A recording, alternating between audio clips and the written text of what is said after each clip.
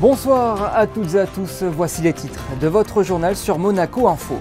En cette période de vacances scolaires, nous continuerons notre tour des activités proposées en principauté avec cette fois le marché de Noël qui abrite des ateliers pour enfants. Notre invitée ce soir s'appelle Angélique Deluca. En tant que diététicienne, elle nous donnera quelques conseils pour bien gérer cette période de fête qui est bien souvent assez lourde pour notre système digestif. Et puis la Roca Team reçoit Barcelone en Euroleague ce vendredi. Nous irons prendre la température à la salle Gaston Médecin. Le spectacle Naïs est à l'affiche du Théâtre des Muses en cette fin d'année. Nous avons assisté aux dernières répétitions de cette adaptation du film de Marcel Pagnol. Monaco est une destination prisée des touristes et ce, à chaque vacances. Mais qui sont ces personnes qui viennent en principauté passer les fêtes de fin d'année ? Frédéric Elion et Arnaud Imbert ont été à leur rencontre. Nous venons de l'Eure-et-Loire et nous sommes en passage à Monaco pour se promener. Eh bien, nous venons de Menton, nous sommes résidents là-bas et nous venons ici pour le marché de Noël à Monaco. Alors moi je viens de Paris et je suis venu là pour voir les voitures principalement parce que c'est une passion et donc voilà. Siamo di Bordighera e siamo a Monaco, siamo venuti a farci un giro qua al Luna Park e siamo andati al Country Club. On vient d'Alsace et on a invité à Monaco parce qu'on est en vacances en Italie juste à côté. I originally come from Australia, but I'm living in England at the moment with my family, and we're here in Monaco to celebrate Christmas. On habite plus exactement à Valoris, et comme nous sommes en congé, on avait envie de se balader à Monaco et de se changer les idées. Et les lieux emblématiques de Monaco sont plébiscités par ces touristes de passage en principauté, tout comme le village de Noël qui attire de nombreux visiteurs. Les chalets proposent un moment convivial dans une ambiance de fête, mais aussi des ateliers pour enfants. Voyez ce reportage d'Émilie Rousseau et Arnaud Imbert. Ouvert le 7 décembre dernier, le village de Noël connaît un véritable succès. Une vingtaine de stands proposent des produits artisanaux ou des idées cadeaux. La possibilité également de faire un tour de manège ou de grande roue. Et au milieu de tout cela, un chalet a attiré notre attention. Depuis le début des vacances, la mairie de Monaco organise des ateliers à destination des enfants de plus de 6 ans. Ici, on compose des couronnes, des suspensions, des personnages sur le thème des fêtes de fin d'année. J'ai fait un renard et un porte-clés. Est-ce que tu as bien aimé ? Oui. Je suis en train de faire des porte-clés en bois. On est en train de les colorer avec du feutre. Et j'ai fait aussi avant des petits renards en carton. Moi, j'aime bien faire de l'art. Qu'est-ce que tu es en train de faire ? Je suis en train de faire un porte-clés en bois. Tous les matériaux utilisés sont éco-responsables, ils sont issus de matières naturelles ou recyclées. Un accent sur lequel tenait à insister Jasmine Theb, artiste peintre. C'est elle qui anime ces ateliers qui tend également à éveiller les consciences de ces enfants dont la sensibilité est très grande. Ils sont très créatifs, très dynamiques, ils sont très demandeurs de ce type d'activité. J'essaye d'éveiller un peu les enfants à la protection de la nature. Tous les ateliers sont basés sur ça, sur le développement durable, la protection de la nature, des thèmes qui sont d'actualité et qui tiennent à cœur aux enfants. Des enfants sensibilisés et créatifs, les ateliers se poursuivent jusqu'au dimanche 7 janvier. L'accès est gratuit. D'autres animations sont également proposées comme des parades ou des spectacles à thème. Autre idée d'activité en famille, la visite d'une exposition en principauté. Coup de projecteur ce soir sur la gare de Monaco qui accueille jusqu'au 31 décembre l'exposition Le chantier d'un règne. Elle revient sur l'évolution ferroviaire du pays, l'une des réalisations majeures sous le règne du prince Régnier III que l'on surnommait le prince bâtisseur. Le reportage est signé Vanessa Dessy sur des images de Sylvain Péroumal. La gare de Monaco accueille son récit historique avec le chantier d'un règne, la mise en souterrain de la voie ferrée. 1958-1999, la voie ferrée apparaît au fil des décennies comme une saignée dans le paysage devenu totalement urbanisé. À son avènement en 1949, le prince Régnier III décide de redynamiser Monaco en lui donnant un second souffle. En lisant Le Prince, ses interviews, ses écrits, nous nous sommes rendus compte que, peut-être contre une idée reçue, qui était que le grand chantier du règne était celui de Fontvieille. Évidemment, c'est un héritage encore aujourd'hui très important pour le paysage urbain de Monaco, mais le chantier dont le prince régnier était le plus fier, c'était le chantier de la gare, ou tout au moins, plus largement, le chantier de la mise en souterrain de la voie ferrée. C'est Le Corbusier, c'est Jacques Rueff, son Premier ministre d'État, qui le conforte dans cette idée, et il lance un premier tronçon entre 1958 et 1964, qui aboutit donc à la mise en souterrain de la partie est du territoire. Il achève cette mise en souterrain par la partie ouest du territoire entre 1993 et 1999 pour son 50e anniversaire de règne. Donc on était presque à la fin, évidemment, de son règne, d'où ce titre de chantier d'un règne. Entre coupures de presse et dizaines de photos, certaines en couleur pour la première fois, cette exposition retrace des moments intimistes qui s'articulent exclusivement autour de la construction de la nouvelle voie ferrée. On a travaillé main dans la main avec les archives du palais. Premier travail, évidemment, travailler sur les archives, aller dans les fonds par rapport à ce qui est notre objectif, essayer de trouver les documents sur les deux phases de mise en souterrain, 58-64, essayer de trouver des documents inédits, originaux. On a trouvé par exemple le reportage photographique dans son entier du premier tir de mine qu'a donné la Princesse Grace, coup de lancement de ce chantier. Donc des fonds qui se croisent entre les photos des archives du palais et les photos de Paul Louis qui sont à l'Institut audiovisuel avec des axes différents. À l'exposition Le chantier d'un règne, la mise en souterrain de la voie ferrée 1958-1999 est visible jusqu'au 31 décembre prochain à la gare de Monaco. Plus que quelques jours avant 2024, nous sommes dans une semaine d'entre-deux fêtes unique dans l'année et nous avons voulu savoir comment se passait cette petite période pour vous. Cet entre-deux fêtes, moi j'ai travaillé parce que j'étais de permanence, donc c'est pas un entre-deux pour l'instant, ça sera un entre-deux plus tard. Repos principalement, je profite de mon fils, de mon compagnon et on fait le village de Noël. Très bien, vu que c'est les vacances, ça se passe bien, toujours bien les vacances. On a souvent l'occasion de venir et on voit l'évolution de Monaco. Les boutiques qui changent, les boutiques qui se transforment, la décoration qui change, la décoration qui s'améliore, notamment au Café de Paris, la décoration est magnifique. Plutôt sportivement et puis tranquillement aussi. J'aime bien me poser, donc j'étais avec mes filles et ma petite fille pour Noël, donc voilà, le 31 c'est beaucoup moins important on va dire que Noël. Un petit peu comme chaque année, hein. Moi de toute façon je ne travaille pas, je suis retraité, donc je prends le temps de vivre. Et à Noël, c'est plutôt en famille et jour de l'an, c'est plutôt entre amis. Noël ou Nouvel An, au niveau des repas, c'est souvent même combat. On finit bien souvent repu. Alors oui, c'est le signe que l'on a profité de ce moment de fête, mais cela peut être aussi l'origine de petits soucis de digestion. Alors, comment bien gérer cette période de petits plaisirs et de festins ? Voyons cela avec Angélique Deluca, diététicienne au centre hospitalier Princesse Grace. Bonsoir Angélique. Bonsoir. Quelle est la problématique principale pour vous en tant que diététicienne sur cette période de fête ? Alors déjà le premier message que j'aimerais faire passer, c'est de vraiment profiter de cette période de fête sans se culpabiliser. On a souvent tendance à se fixer sur le poids ou les calories pendant ces fêtes, mais Noël, le jour de l'an, ce sont vraiment des fêtes importantes de partage et de convivialité, donc il ne faut pas trop se fixer dessus. Cependant, on n'est quand même pas obligé d'aller trop dans l'excès, donc il y a quand même des petites astuces à communiquer et c'est pour ça que je suis là. Et alors justement, parlons de ces petites astuces, comment bien gérer cette période d'un repas de Noël et puis d'un repas du Nouvel An ? Bien, mon premier conseil déjà, ce serait vraiment de ne pas sauter de repas avant justement les repas de fête, que ce soit Noël ou jour de l'an, pour éviter tout simplement de se jeter sur les apéritifs qui sont souvent les plus caloriques.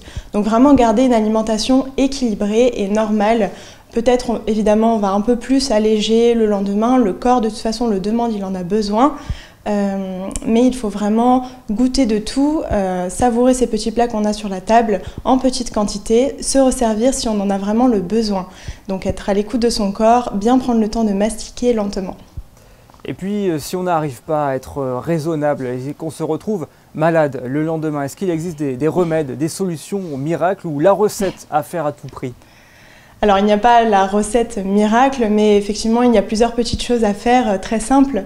Dans un premier temps, on va donc, comme je le disais, se tourner vers plus de végétal, donc vraiment des fruits, des légumes, les légumes verts surtout qui seront diurétiques et qui vont nous aider à éliminer les excès de la veille. Après on pourra se tourner vers des aliments plus digestes qui vont permettre de mettre le système digestif au repos, donc des soupes, des veloutés, des bouillons, voilà vraiment ce genre de choses. Et ne pas hésiter à se tourner vers des aliments détoxifiants, comme par exemple du thé vert, des infusions de romarin ou de thym, qui sont bons pour le foie et qui vont l'aider justement à éliminer ces excès accumulés durant les fêtes. On peut aussi se tourner vers du curcuma ou encore les célèbres compléments d'artichaut, de radis noir pour le foie. Mais là, j'invite ceux qui nous regardent à se diriger vers la pharmacienne pour les conseils. Alors ça, ce sont pour les ingrédients, mais est-ce qu'on peut aussi conseiller de sortir, de faire une petite marche? Est-ce que ça peut nous aider pour la digestion? Alors, l'alimentation va vraiment de pair avec l'activité physique. Cela dit, vraiment la clé est la régularité. C'est pas parce qu'on va faire une séance intense le lendemain qu'on va éliminer vraiment tous les excès accumulés. Donc pour les sportifs avérés ou qui ont l'habitude, ils peuvent continuer leur programme normalement. Pour ceux qui veulent commencer ces nouvelles résolutions 2024 en pratiquant du sport, dans ce cas-là, se rapprocher d'un coach sportif pour y aller vraiment progressivement ou vraiment pratiquer des choses qu'on aime comme la danse, une marche digestive effectivement, ou alors du yoga, des pilates, mais voilà, vraiment être à l'écoute de son corps et y aller progressivement, c'est très important. Pendant les repas, est-ce qu'il existe quelque chose, une astuce pour éviter d'avoir le ventre lourd à la fin du repas? Et puis, globalement, est-ce que le trou normand fonctionne? Non, c'est pas. Encore une fois, il n'y a pas de choses miracles. Il faut vraiment prendre de tout en petite quantité, se servir peut-être par exemple en entrée de verrine de crudité ou les toasts de saumon fumé. Par contre, si on décide de prendre des hors d'œuvre un peu plus riches, il faudra alléger un peu plus le plat. Il faut vraiment trouver cet équilibre. Après, il ne faut pas oublier que l'équilibre alimentaire se fait sur une semaine et non sur un repas. Mais si on ne veut pas se sentir trop lourd, pourquoi pas finir par un jus de citron ou une tisane pour se sentir un peu plus allégé. Et encore une fois, se servir des petites portions et se resservir seulement si on a vraiment faim. On entend souvent dire « Oh là là, j'ai pris 2-3 kilos sur les fêtes de Noël et du Nouvel An », mais lorsque l'on prend du poids assez rapidement sur une courte période comme ça, est-ce que ce sont des kilos qui peuvent rester ? Alors, les fluctuations de poids sont normales pour la plupart des personnes. Effectivement, il y en aura. En moyenne, c'est plus 2 kilos pendant les fêtes. Mais avec une alimentation équilibrée, ces kilos pourront être rapidement perdus et avec aussi la pratique d'une activité physique régulière, comme je l'ai cité précédemment. Mais évidemment, ces kilos pourront être rapidement perdus et encore une fois, ils sont normaux. Il ne faut pas trop se fixer dessus pendant les fêtes. Merci beaucoup pour vos éclairages. Merci à vous. Je souhaite de bonnes fêtes à tous ceux qui nous regardent et à l'équipe. Merci, bonne fête à vous. Merci. Parlons basket à présent avec ce choc qui attend la Roca Team en Euroleague. Les Monégasques reçoivent ce vendredi le FC Barcelone à Gaston Médecin. Une rencontre entre clubs du top 5 de cette compétition reine du basket européen. Le remake aussi de l'affiche de la petite finale de la saison dernière qui avait souri aux hommes de Sacha Obradovic. Mais le match de vendredi soir aura une autre saveur tant le classement se joue dans un mouchoir de poche et que chaque victoire compte pour la suite de la compétition. Kemba Walker, Peter Corneli et Sacha Obradovic évoquent cette rencontre au micro d'Émilie Rousseau. I expected to be very competitive. We had a really great team coming in, so we just want to be focused on what we do on our team and execute our game plan to the best of our capabilities and enjoy the game, try and win. Barça, c'est presque aussi gros que Madrid, on va dire, donc voilà, c'est une équipe que je connais plus ou moins bien, on va dire. J'ai joué une paire de fois contre eux, même si l'équipe a quand même un petit peu changé et puis ils ont changé de coach, donc ça change aussi pas mal de choses. Mais bon, ils ont une ADN, c'est comme Madrid, il y a une ADN qui ne change pas au fur et à mesure des années et voilà, il va falloir être prêt. Ouais. Je suis persuadé que quand on joue notre basket, quand on est à notre meilleur niveau, on peut battre n'importe qui. C'est le moment de le montrer. If I can judge the team with 1 or 2 wins, which we could actually, without any problem win in In Euroleague, we would be now in top 4 teams, which would be amazing. Combining with the French league, which we play better than the previous year. So all in all, we have good chances for like all goals we have we settled before the season to achieve. Let's start with the next Barcelona win. Monaco-Barcelone, dernier match de la phase allée d'Euroleague, c'est donc ce vendredi à 21h à la salle Gaston Médecin, une rencontre qui se jouera à guichet fermé pour la première fois de la saison. En bref, dans l'actualité, la direction des affaires culturelles a lancé hier son appel à participation pour l'organisation de l'édition 2024 de la scène ouverte du Fort Antoine. Si vous avez entre 18 et 30 ans et que vous avez une appétence pour la culture et l'événementiel, vous pouvez envoyer votre candidature jusqu'au 19 janvier à l'adresse fortantoine@gouv.mc. A noter qu'une disponibilité de 2 heures par semaine entre le 15 janvier et juillet 2024 est vivement souhaitée. Et puis pour rester dans ce même domaine, il ne vous reste que quelques jours pour postuler à un poste au sein du pavillon Monaco qui sera installé à Osaka à l'occasion de l'exposition universelle 2025 du 13 avril au 13 octobre. Le pavillon Monaco recherche notamment des agents d'accueil, des techniciens, des chargés de communication ainsi que des secrétaires et des chargés de salle. Seul prérequis, la maîtrise des langues anglaises et japonaises. Les candidatures sont à envoyer à contact@pavillon.mc avant le 31 décembre. Amateurs de théâtre, un bon plan pour vous en cette période de fin d'année. La compagnie Les Fautes de Frappe est sur les planches du Théâtre des Muses à partir de ce soir et jusqu'au 31 décembre pour jouer la pièce Naïs, adaptation du film de Marcel Pagnol. Frédéric Hélion a assisté aux répétitions avec Thomas Deus et Grégory Vintrebert. Madame Rustin m'a dit que peut-être elle viendrait passer l'été ici. Avec Frédéric? Oui, je crois.